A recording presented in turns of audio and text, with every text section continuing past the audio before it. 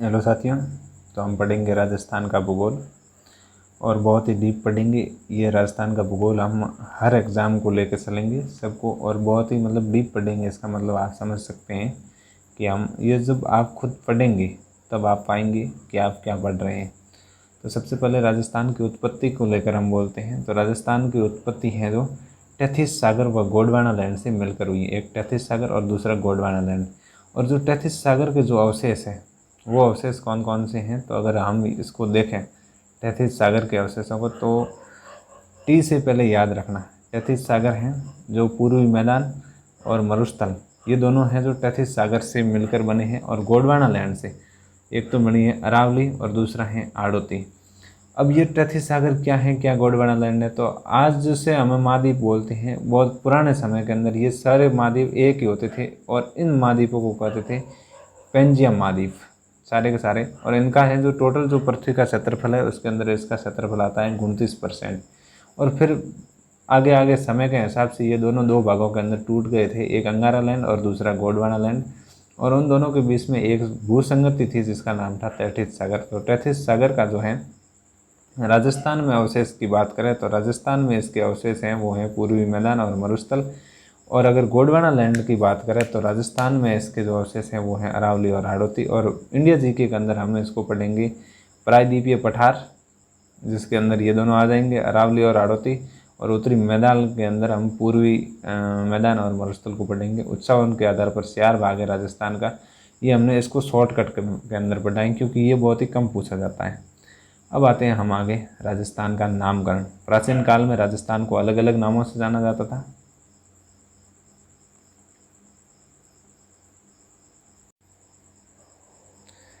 प्राचीन में राजस्थान को अलग अलग नामों से जाना जाता है। जैसे आज राजस्थान है, ये तो अब वर्तमान स्वरूप के अंदर अब आया है। तो प्राचीन समय में के अंदर इसको क्या कहते थे, जैसे अलग अलग जो प्रदेश थे उनको अलग अलग नामों से जाना जाता था।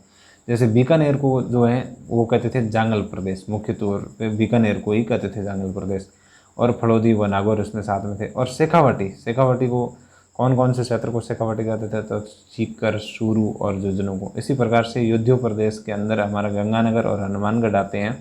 और माड़ प्रदेश या माड़ गायन शैली जैसलमेर की है, और माड़ क्षेत्र भी जैसलमेर को कहा जाता है। इसी आधार पर उस गायन शैली का नाम भी ये हुआ है।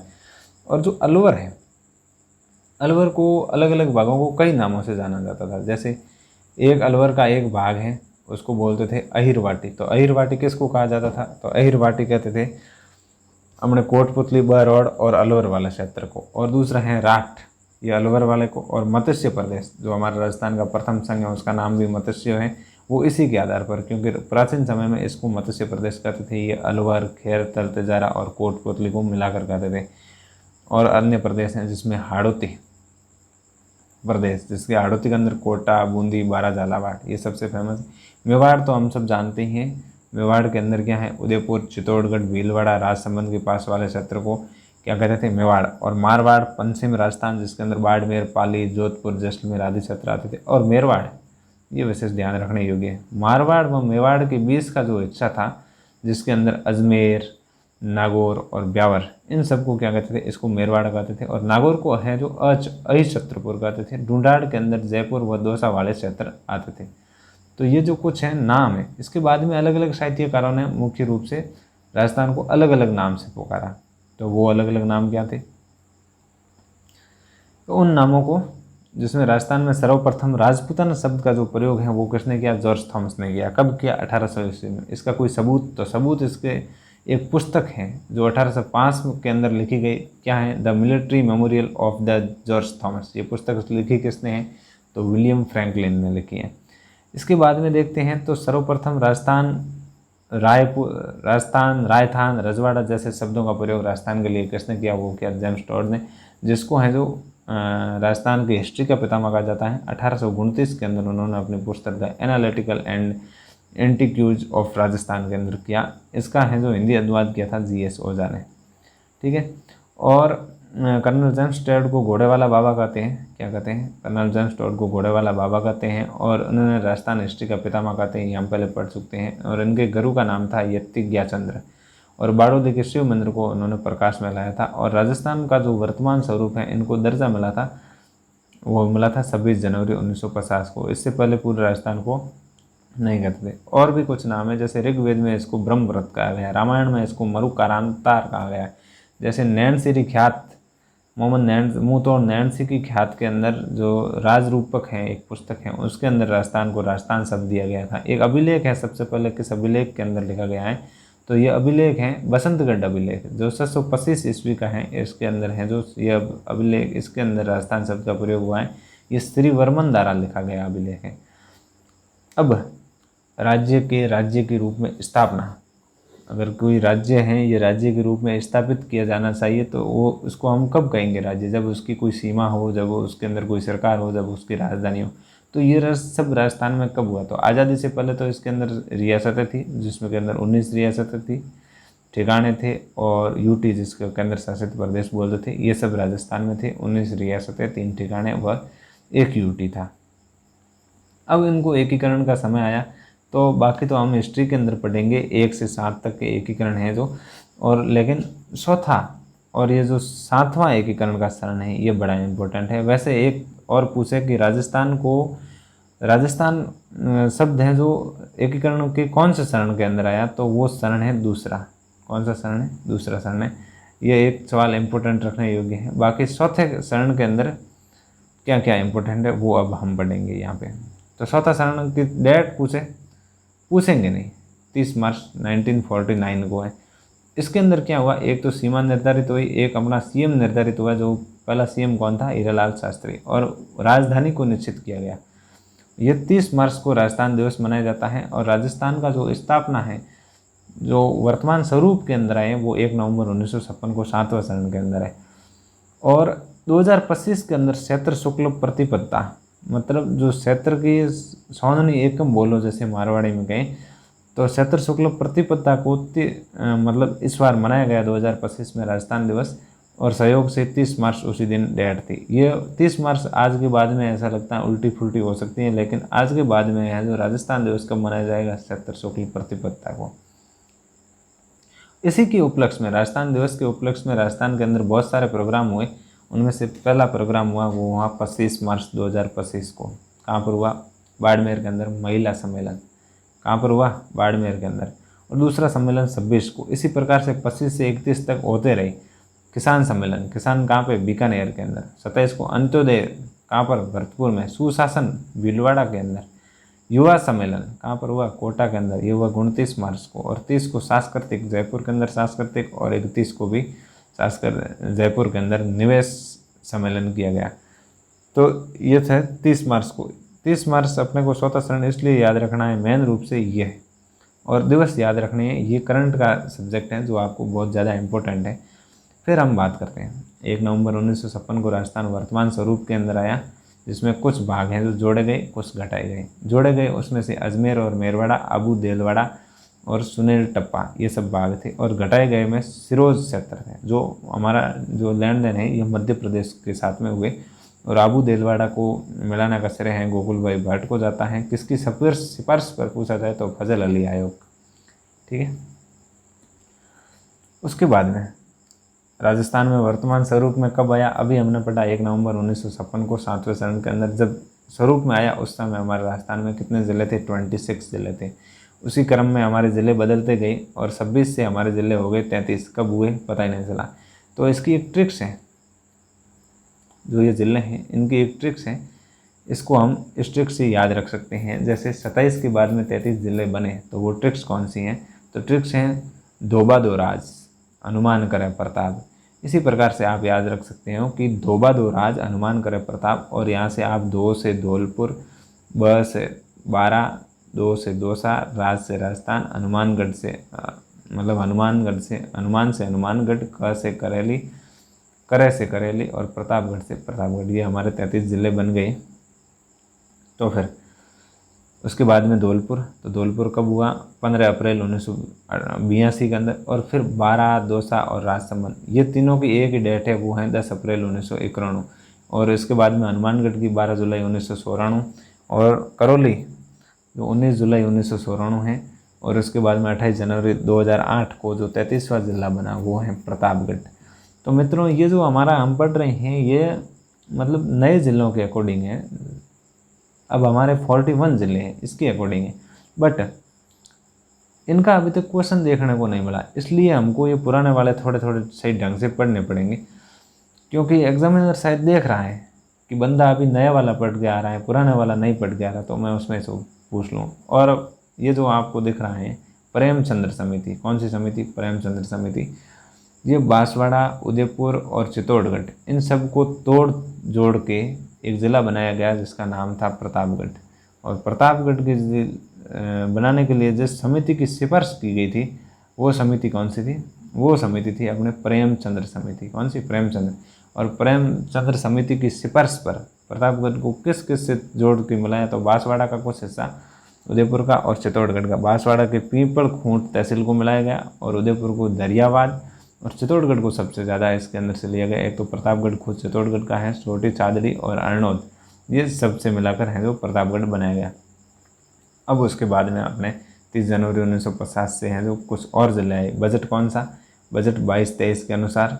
और जो ये 50 ज़िलों की घोषणा की गई, ये किसके आधार, किसके मतलब किस समिति की सिफारिश पर इसकी घोषणा की गई थी? तो इसकी समिति थी, वो थी राम लुभाया समिति। इसका गठन मार्च 2022 के अंदर किया गया, लेकिन ज़िलों की घोषणा 17 मार्च 1923 को की गई।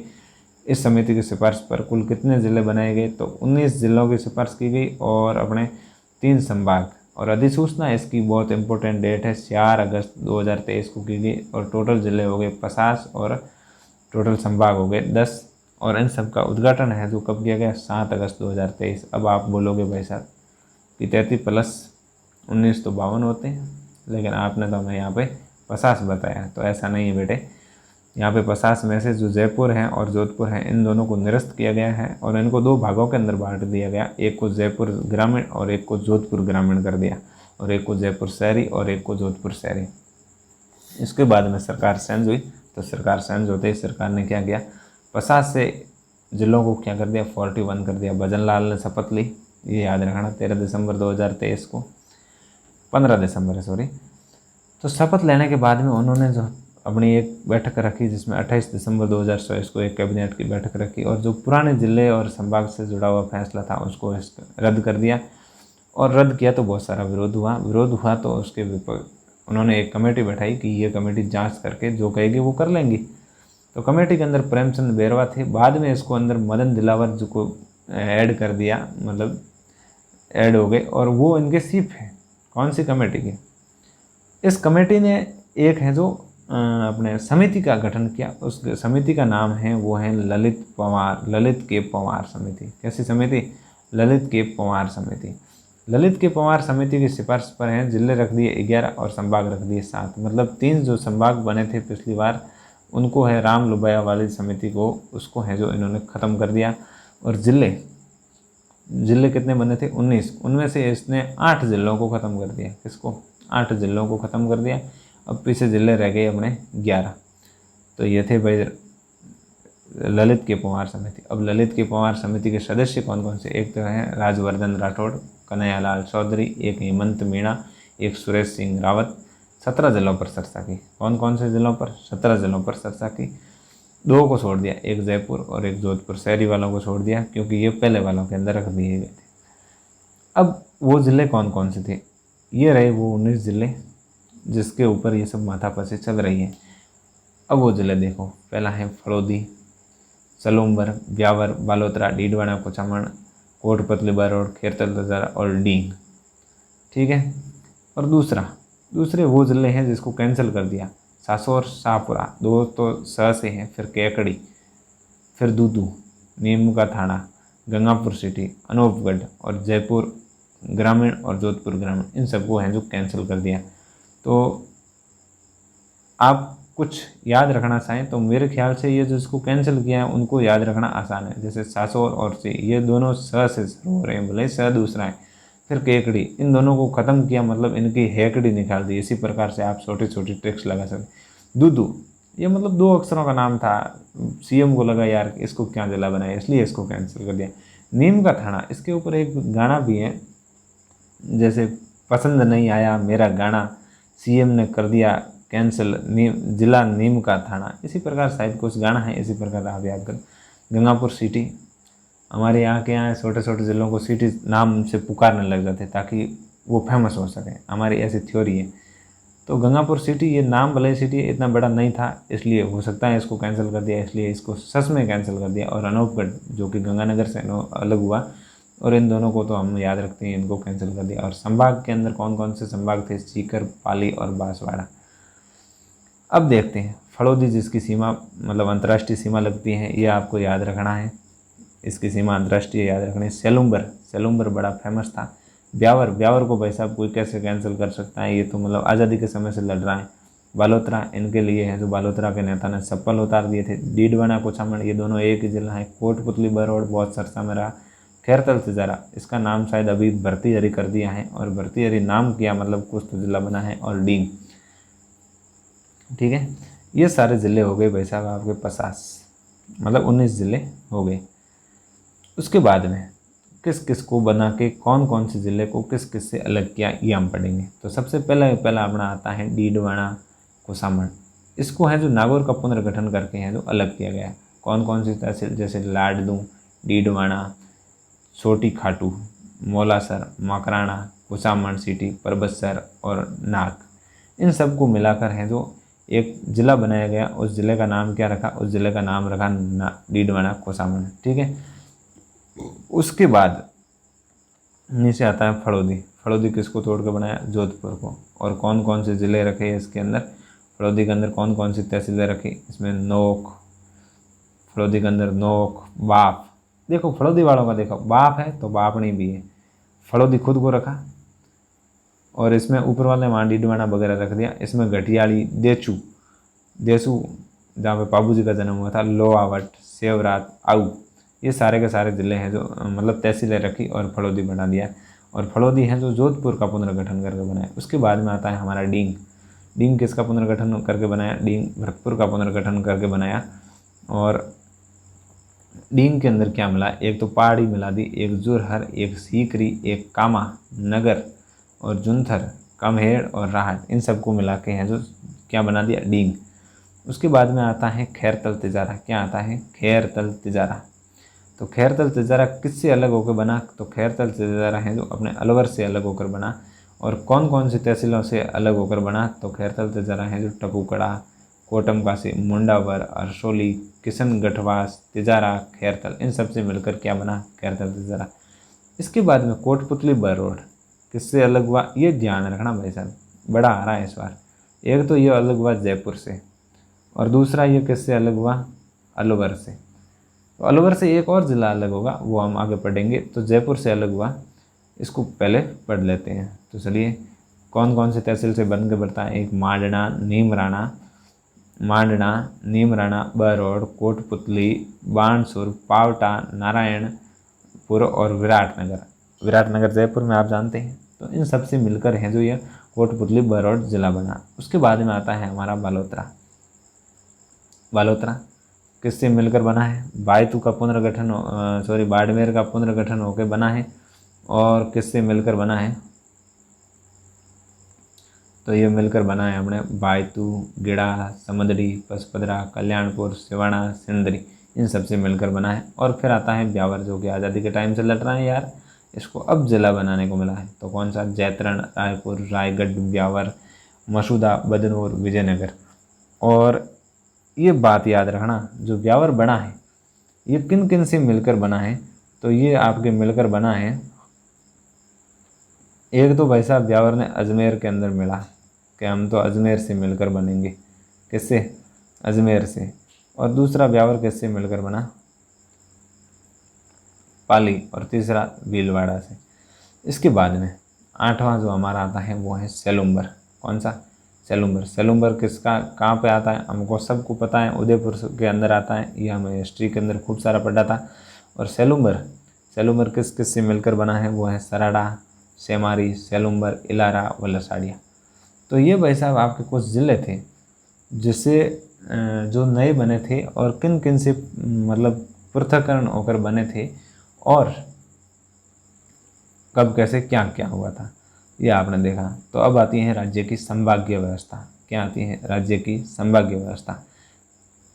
तो संभागीय व्यवस्था की शुरुआत 30 मार्च 1949 को, मतलब हमारा जो चौथा शरण है उसी समय संभागीय व्यवस्था की शुरुआत हो गई। और हमने चौथा शरण इसलिए पीछे पढ़ा था कि चौथे शरण के अंदर मुख्यमंत्री कौन बने थे? जो हमारे प्रथम मुख्यमंत्री थे वो थे हीरालाल शास्त्री। और इसके बाद में शुरुआत के अंदर कितने संभाग थे? तो 5 संभाग थे। एक जयपुर, जोधपुर, बीकानेर, कोटा और उदयपुर। तो आप समझ सकते हो कि जयपुर, जोधपुर और बीकानेर जब चौथा शरण हुआ था तो चौथे शरण के अंदर ये 3 तो रेगुलर जिले थे चौथे शरण के अंदर, और बाकी कौन सा बचा? ये कमांड में बताएं। बाकी बचा जैसलमेर, ठीक है, और कोटा और उदयपुर। ये दोनों संभाग अलग बना दिए, कोटा और उदयपुर। अब इसके बाद में सीएम बने मोहनलाल सुखाड़िया। तो हम सबको पता है मोहनलाल सुखाड़िया सबसे लंबे टाइम के लिए राजस्थान पर राज किया था। तो ये अप्रैल 1962 में मोहनलाल सुखाड़िया ने बोला कि अब सबसे लंबा राज करते हुए हो गया, तो इसका मतलब मैं बड़ा बलवान। तो उन्होंने संभागीय व्यवस्था को बंद कर दिया, इसकी ज़रूरत महसूस नहीं हुई। इसके बाद में फिर से संभागीय व्यवस्था। उसके बाद में जो सीएम बने वो बने हरदेव जोशी। हरदेव जोशी वही सीएम है जिन्होंने अपना कार्यकाल एक बार भी पूर्ण नहीं किया था। तो इनको लगा शायद इसी वजह से नहीं किया होगा, तो उन्होंने जनवरी 1987 में क्या किया? इसको वापस पुनः चालू कर दिया। और अजमेर जो कि अपना कहाँ पे से उन्होंने एक नया बना दिया। 5 तो पहले थे, उनको वापस चालू कर दिया, रीस्टार्ट कर दिया। और अजमेर इसको है जो उन्होंने वापस बना दिया। अब जब इन्होंने वापस बना दिया तो इसके बाद में 1987 में ये बना दिया। उसके बाद में सीएम बनी वसुंधरा राजे। तो उन्होंने है जो कब बनाया? 4 जनवरी 2005 को एक नया संभाग बना दिया जिसका नाम था भरतपुर। अब जब ये संभाग हैं तो इन संभागों के अंदर कौन कौन से हैं जो ज़िले हैं ये हमको एक बार पढ़ना पड़ेगा। और ये नए ज़िले के अनुसार है तो हम पढ़ेंगे तो बड़ा मज़ा आएगा। तो सबसे पहले देखेंगे तो बीकानेर। बीकानेर शुरुआत के अंदर था। इसके अंदर कौन कौन से हैं जो हमने कौन कौन से ज़िले हैं? तो गंगानगर है, हनुमानगढ़ है, बीकानेर है और चूरू है। उसके बाद में आता है हमारा कौन सा? जोधपुर संभाग। तो जोधपुर संभाग है। जोधपुर संभाग के अंदर कौन कौन से ज़िले हैं? जैसलमेर है, इसलिए ये संभाग सबसे बड़ा है। जोधपुर है, फड़ौदी है जो नया ज़िला है ये याद रखना, बाड़मेर है, बालोतरा है, पाली है, जालौर है और सिरोही है। और कई किताबों के अंदर है जो फड़ौदी को है अंतर्राष्ट्रीय ज़िला नहीं बताया गया है, लेकिन ये अंतर्राष्ट्रीय ज़िला है। ऑफिशियल वेबसाइट पे जाके देखे तो ये टोटल 8 ज़िले हैं। कितने ज़िले हैं? 8। ओके। इसके बाद में जो हमारा नेक्स्ट संभाग है वो संभाग का नाम है उदयपुर। क्या है उस संभाग का नाम? क्या है उस संभाग का नाम? है उदयपुर। उस संभाग का नाम है उदयपुर। और उदयपुर संभाग के अंदर कौन कौन से ज़िले हैं? तो उदयपुर के अंदर डूंगरपुर है, उदयपुर है, बांसवाड़ा है, सेलुम्बर है, प्रतापगढ़। ये सेलुम्बर नया ज़िला है। इसी प्रकार से जब मैं बार बार रिवीजन बोलूँगा तो आपको याद हो जाएगा। चित्तौड़गढ़, राजसमंद। टोटल कितने हैं? 7 है। फिर उसके बाद में कोटा संभाग। तो कोटा संभाग के अंदर कौन कौन से? कोटा, बूंदी, बारा, झालावाड़। इन शहरों का पैटर्न ठीक है यार, याद बड़ा आसान से रहता है। कोटा, बूंदी, बारा, झालावाड़। उसके बाद में फिर हमारा जो लास्ट बचता है, लास्ट नहीं मतलब 5वां, वो है भरतपुर। कौन सा? भरतपुर है। तो भरतपुर के अंदर कौन कौन से ज़िले हैं? एक है सवाई माधोपुर, डींग, करौली और धौलपुर व भरतपुर है। ठीक है। इसके बाद में जो हमारा 6ठा संभाग है वो है अजमेर। कौन सा संभाग है? वो है अजमेर। तो अजमेर संभाग के अंदर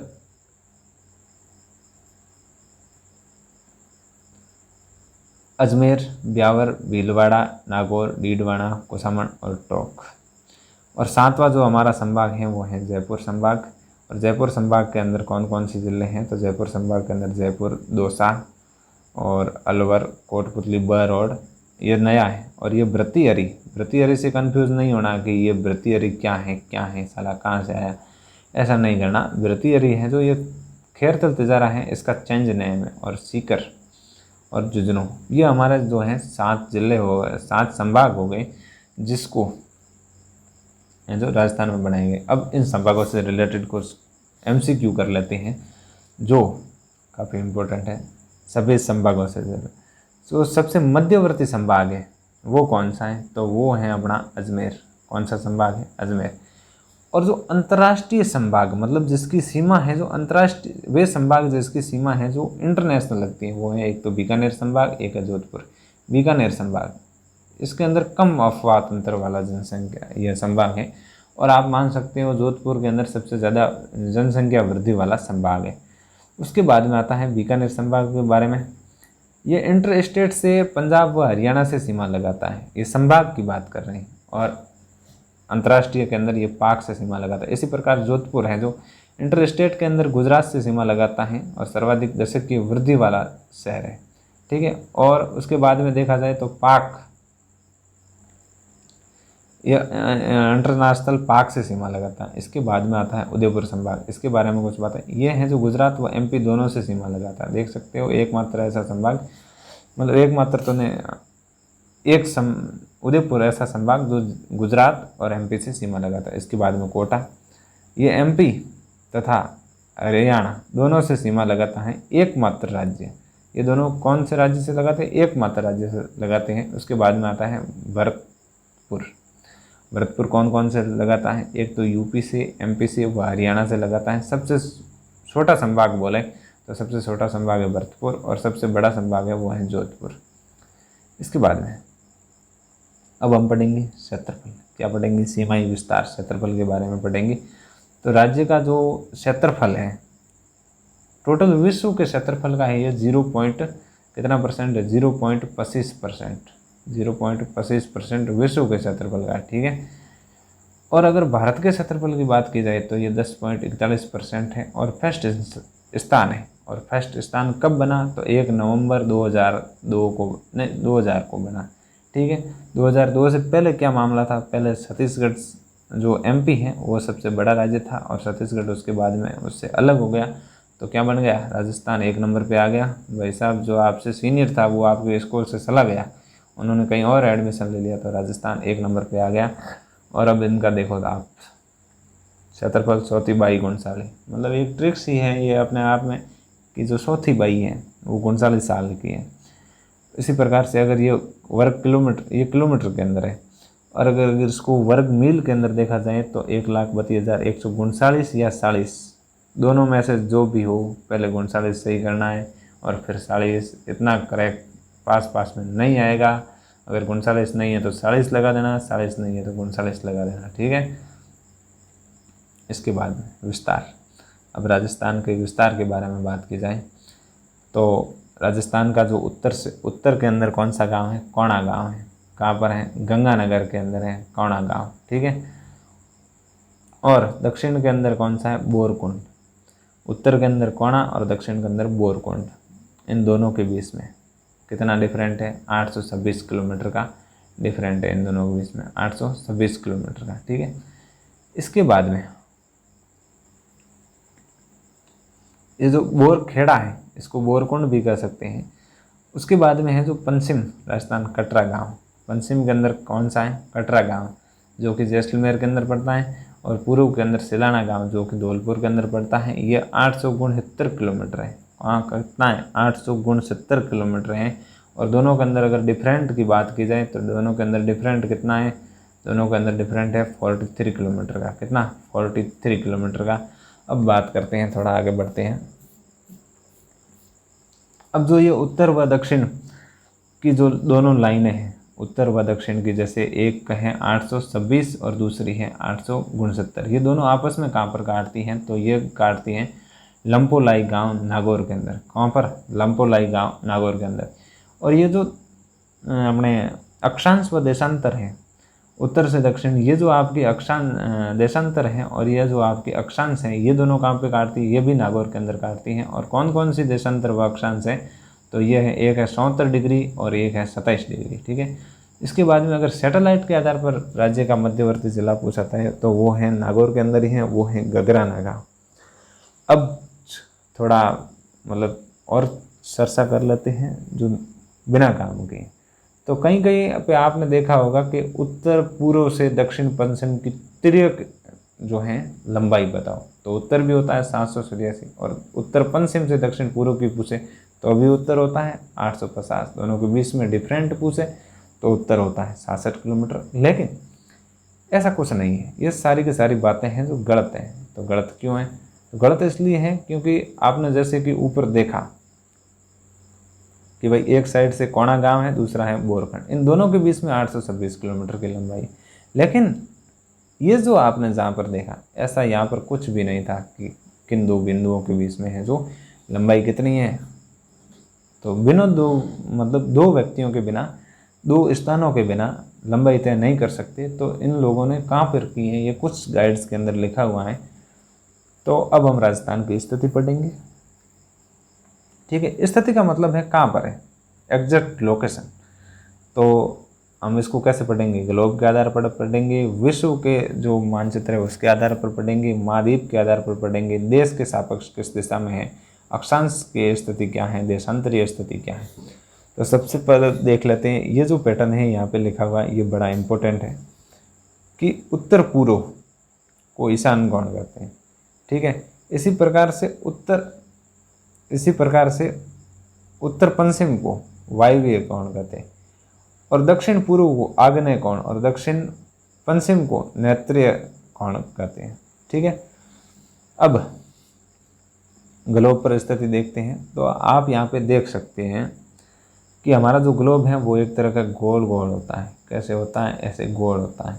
और अक्षांश से कैसे चलती है? पूर्व से पश्चिम की ओर अक्षांश चलती है। अक्षांश पहले मुझे ऐसे याद नहीं होता था, तो मैं उसको अ से अक्षांश, अ से आडी, आडी में समझते हो, आडी, आडी मतलब आडी, आडी मीन्स जो ऐसे तिरछी आडी देना, या आडी बोलते हो, आडी मतलब आडी। तो यहाँ पे है ये, इसको 20 वाली को बोलते हैं। चलो मैं आपको थोड़ा बड़ा करके समझाता हूँ।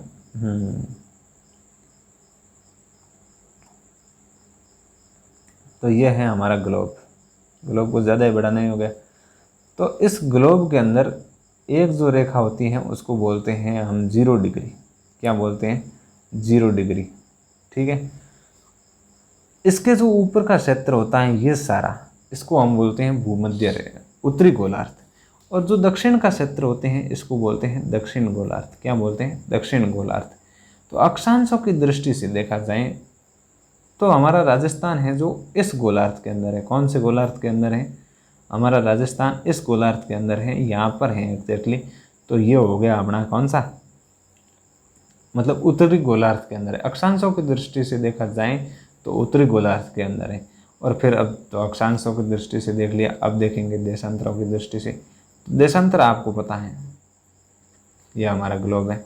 देशांतर उत्तर से दक्षिण चलती है। चलो उत्तर से दक्षिण चला देते हैं। यहाँ से ये उत्तर से दक्षिण हो गई। इसके बाद में जो इधर वाला क्षेत्र है ये होता है पूर्वी गोलार्ध। ठीक है, ये है पश्चिमी गोलार्ध। समझ में आ गया? तो इस लोकेशन के अंदर हमारा जो राजस्थान है वो कहाँ पर है आपको पता है? नहीं पता, इसलिए आप पढ़ रहे हैं। यहाँ पर है। कौन सी दिशा के अंदर है? पूर्वी दिशा के अंदर है। कौन सी? पूर्वी गोलार्ध के अंदर है। अब ग्लोब पर चलो, ये तो हो गया अक्षांशरों और देशांतरों के मध्य। अब ग्लोब पर आप स्थिति देखें तो सबसे पहले ये ग्लोब है, और यहाँ पे ये है जो भूमध्य रेखा है। ठीक है, उत्तर से दक्षिण, यह आपकी देशांतर रेखा है। ओके, ये ग्लोब है। और हमारा जो राजस्थान है वो कहाँ पर है? वो राजस्थान इस साइड में। तो ऊपर हो गई आपके कौन सी, ये रेखाएं कौन कौन सी हो गई? उत्तर और पूर्व, ऊपर वाली पूर्व। तो हमारा राजस्थान हो गया उत्तर पूर्व। अगर भारत के सापेक्ष देखें तो वो हम आगे देखेंगे। ये हो गया। अब वो आते हैं विश्व और महाद्वीप के सापेक्ष। जो विश्व और महाद्वीप, विश्व पे तो हमने देख लिया। ठीक है, विश्व में उत्तर पूर्व, आपको ये सिर्फ इतना ही याद रखना। जो ग्लोब पर है वो विश्व पर है। हमने यहाँ पे है जो ग्लोब को कुछ इस तरह से खोल के रख दिया। पहले ग्लोब कैसा था? चलो शुरुआत से समझा देता हूँ। पहले ग्लोब कुछ इस तरह का था। अब हमने इस ग्लोब को यहाँ से खोल दिया। कहाँ से खोल दिया? यहाँ से खोल दिया। ठीक है, यहाँ से खोला तो हमारा ग्लोब हो गया कुछ इस तरह का। और बीच में आ गई भूमध्य रेखा। कौन सी रेखा? भूमध्य रेखा। और ये यहाँ पे आ गई, ये भूमध्य रेखा, और यहाँ पे आ गई जो ये अपनी देशांतरीय रेखा, ठीक है, 0 डिग्री। और हमारा राजस्थान ये आ गया यहाँ पर। तो इसका मतलब ये रेखा है उत्तर, और ये है अपनी कौन सी? पूर्व। तो उत्तर पूर्व में आ गया। अब एशिया महाद्वीप के सापेक्ष में देखें कि एशिया महाद्वीप के अंदर राजस्थान की स्थिति क्या है। तो एशिया महाद्वीप के अंदर राजस्थान की स्थिति देखने के लिए सबसे पहले यहाँ पे एशिया के मैप को खोल दो, और उसके बाद में उसके अंदर है जो क्या लगा दो, यहाँ पे ये देशांतर खींच दो, बरोबर आधे के अंदर खींची जाएगी। उसके बाद में इसके अंदर, इसके आधे के अंदर ये जो अक्षांश है ये खींच दो। यहाँ पर हमारा राजस्थान की जो स्थिति है वो राजस्थान की स्थिति है यहाँ पर। तो मतलब इधर हो गया आपका दक्षिण, इधर हो गया आपका दक्षिण, और इधर हो गया आपका पश्चिम। तो राजस्थान की स्थिति कहाँ पर है? राजस्थान की स्थिति है आपकी यहाँ पर। तो राजस्थान की स्थिति कौन सी होगी? दक्षिण पश्चिम में होगी। और दक्षिण पश्चिम को क्या कहते हैं? दक्षिण पश्चिम को कहते हैं त्रिनेत्रीय कोण, ठीक है। और जो विश्व के सापेक्ष में है उसको अंदर उत्तर पूर्व है, उत्तर पूर्व को ईशान कोण कहते हैं, ठीक है। अब भारत के सापेक्ष में, अब भारत के सापेक्ष में, तो भारत के सापेक्ष में आप सिर्फ इतना याद कर लो कि उत्तर पश्चिम के अंदर है, और दक्षिण पश्चिम के अंदर हमने किसके पढ़ी थी? तो वो एशिया के सापेक्ष में थी, और इसको बोलते हैं वायव्य कोण, ठीक है।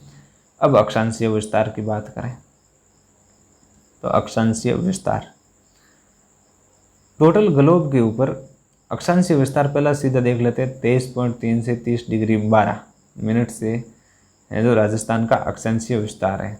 छोटी परीक्षा की तैयारी करने वालों का काम हो गया है, वो यहाँ से जा सकते हैं। मतलब अक्षांशीय विस्तार उसके यहाँ पर इतना ही पढ़ना है। अब अगर आप बड़ी परीक्षा की तैयारी कर रहे हैं, जैसे VDO, patwari, second grade, first grade, SI, तो वो यहाँ पर देखें भाई साहब।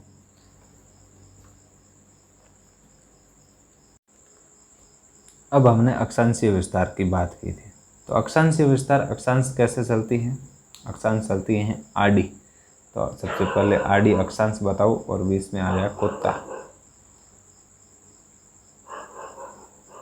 तो सबसे पहले ये बना देते हैं ग्लोब, और ग्लोब के अंदर क्या बनाते हैं? ग्लोब के अंदर बनाते हैं एक अक्षांश बनाते हैं। ये हो गया हमारे 0 डिग्री अक्षांश, ठीक है। अब अक्षांश से उत्तर की ओर ऊपर अगर हम जाएंगे तो क्या आएगा? ये उत्तरी गोलार्ध है, और ये है दक्षिण गोलार्ध, ठीक है। और अक्षांश एक तो है नहीं, अक्षांशों की संख्या कितनी है? 179, इतनी तो दिखती है ग्लोब पर, और 2 ऊपर होती है, एक उत्तरी ध्रुव और एक ये वाली, ये दिखती नहीं है। टोटल होती है 181, ठीक है। और ग्लोब पर कितनी दिखती है? 179, ठीक है। तो जो ये 0 डिग्री अक्षांश है, जिसको हम भूमध्य रेखा कहते हैं, उससे ऊपर भी तो एक अक्षांश होगी। जैसे ये मान लो 1 डिग्री अक्षांश 0 के बाद में। इसी प्रकार से जो राजस्थान का नंबर है वो कौन सा है? इसी प्रकार से 2 और कौन सी अक्षांश खींचेंगे? लास्ट में यहाँ पे है 23.3 अक्षांश खींचेंगे, तब हमारा यहाँ पे क्या बनेगा? तब हमारा यहाँ पे बनेगा राजस्थान। तो ये आएगा हमारा राजस्थान। नीचे वाली कौन सी? 23.3। तो 23 तो जो अक्षांश है 23 वो तो है पूरी, ठीक है। अब जो 2 अक्षांश होती हैं, जैसे यहाँ पे हम देखते हैं ये 2 अक्षांश, इसके मध्य जो कितने पॉइंट होते हैं? इसके मध्य 60 पॉइंट होते हैं। तो जो 60 पॉइंट होते हैं, जो तीसरा पॉइंट है वो यहाँ पे लग रहा है, इस जगह एग्जैक्टली यहाँ पे लग रहा है। तो नीचे का जो हो गया हमारा है, वो जो बोर खेड़ा वाला भाग है बांसवाड़ा के अंदर, वो कौन सा है? वो है 23.3। इसी प्रकार से 23 के बाद में 24-25 होती हुई जो हमारी 30वीं अक्षांश गई, कौन सी अक्षांश? 30वीं अक्षांश, वो ऊपर गई 30.12। ये ऊपर से गुजरती है। इसके बीच में क्या है? इसके बीच में हमारा राजस्थान है। तो इसी प्रकार से हमारे राजस्थान के अंदर टोटल कितनी अक्षांश से गुजरी? तो ऊपर कौन सा है? 30 डिग्री 12। तो घटा लो, क्या घटा ले भाई साहब? घटा दो यहाँ पे हम आपको दिखाते हैं 30.12 के अंदर से कितना घटा लो, 23.3। तो ये हम घटाएंगे तो हमारा जो उत्तर आएगा वो आएगा 7.9। तो राजस्थान का जो अक्षांशीय विस्तार अगर पूछे तो कितना है, 7.9 है। और इसी प्रकार से जो 20 की लाइनें होती हैं उसको क्या बोलते हैं, उनको मिनट्स बोलते हैं। ठीक है, तो ये हो गया हमारा अक्षांशीय विस्तार। अब जब हमारा अक्षांशीय विस्तार हो गया, ये हो गई भूमध्य रेखा, और इसके बाद में ये हो गई अपनी कौन सी रेखा, 23.3। इससे ऊपर एक और रेखा गुजरती है जिसको बोलते हैं 23.5 डिग्री। तो जैसे कि 23.3 पहला है, तो हमारा जो राजस्थान यहाँ पे बनता है वो तो इसके टच करता है। ठीक है, तो ये हमारे राजस्थान के अंदर से जाती है कौन सी रेखा, ये जो हमारे 23.5 डिग्री है। और इस रेखा पर आता है हमारा बांसवाड़ा और डूंगरपुर। इसको बोलते हैं कर्क रेखा। क्या बोलते हैं इसको, इसको बोलते हैं कर्क रेखा। कौन सी रेखा, कर्क रेखा। और यहाँ पे 23.5 का मतलब है 23.30, क्योंकि जो 20 में मिनट्स होते हैं उनकी संख्या होती है 60। तो जो 20 में 23 पॉइंट मतलब 23.5 है, 1/2, तो 2 का भाग इसके अंदर दिया तो कितने आ गए, 30। तो 23.5 डिग्री कौन सी रेखा है, वो कर्क रेखा है। वो हमारे राजस्थान के डूंगरपुर और बांसवाड़ा के अंदर गुजरती हैं। सबसे ज़्यादा हैं जो डूंगरपुर के अंदर गुजरती हैं, और सबसे नज़दीक हैं डूंगरपुर की कुशलगढ़ तहसील, और बांसवाड़ा के अंदर से नहीं, बांसवाड़ा के तहसील कुशलगढ़ है, और उसके बाद में डूंगरपुर से गुजरती हैं। ये दोनों ज़िले हैं जो कर्क रेखा के बिल्कुल ही नज़दीक हैं, और सबसे दूर हैं गंगानगर और हनुमानगढ़। और टोटल रेखाएं के बारे में हमने बात कर ली, कितनी है, 179 रेखाएं ग्लोब पर दिखती हैं, और 2 हैं जो ध्रुवीय रेखाएं हैं जो दिखती नहीं हैं। और जो 2 रेखाओं के मध्य का जो क्षेत्र होता है उसको कटिबंधीय जोन कहते हैं। आपने सुना होगा नाम उष्ण कटिबंधीय या शीतोष्ण कटिबंधीय, वो इसी को कहते हैं। ठीक है, उसके बाद में आती हैं हमारी, क्या आती है, ये देख लो। अब सूर्य ज़्यादातर कहाँ पर रहता है, आसमान में ही रहता है भाई साहब, ऐसे क्या कर रहे हो। तो 22 दिसंबर को है जो सूर्य कहाँ पर होता है, वो होता है मकर रेखा पर। अब ये मकर रेखा कहाँ से आ गया, हम तो कर्क से भी नहीं उभरे। तो ये देखो, ये ग्लोब है, और यहाँ पे बीच में क्या है,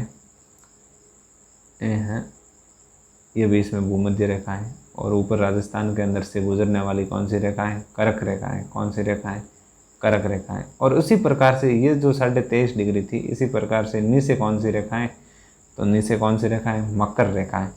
तो सूर्य कब होता है मकर रेखा पर, 22 दिसंबर को। ये डेट याद रखना भाई साहब, 22 दिसंबर को राजस्थान के अंदर सबसे लंबी रात होती है। क्यों होती है, क्योंकि सूर्य राजस्थान से बहुत दूर है।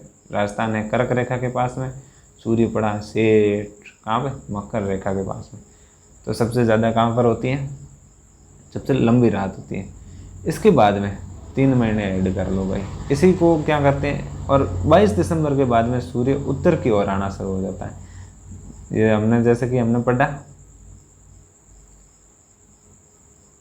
ये देख लो, ग्लोब पे ग्लोब बना जा रहा है, ऐसा ही क्या है, ये देख लो 0 डिग्री अक्षांश है। और जो ये मकर रेखा है ये कहाँ पर है, ये दक्षिण आ रहा है, दक्षिण के अंदर होती है। और सूर्य यहाँ से शुरू होता है इधर आने के लिए, और कब आ जाता है इधर, तो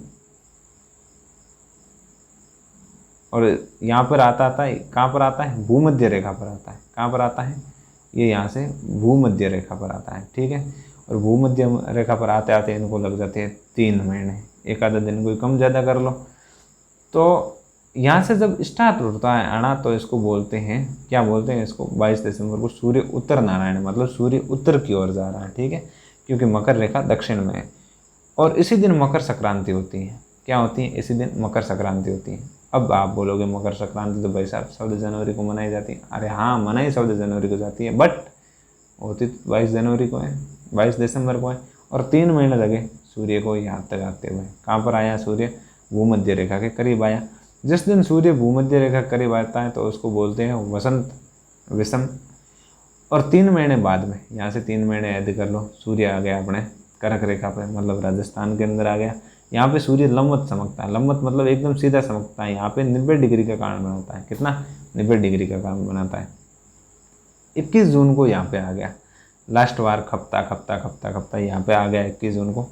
और यहाँ के आने के बाद में सूर्य को तो वही काम है वापस जाने का, वैसा घूमती पृथ्वी है, पर कुछ इस तरह ही यह हमको बताना पड़ता है आपको समझाने के लिए। सूर्य यहाँ से वापस इधर जाना शुरू होता है, सूर्य बोलता है हमने को नहीं रोकना है, जाना दक्षिण को।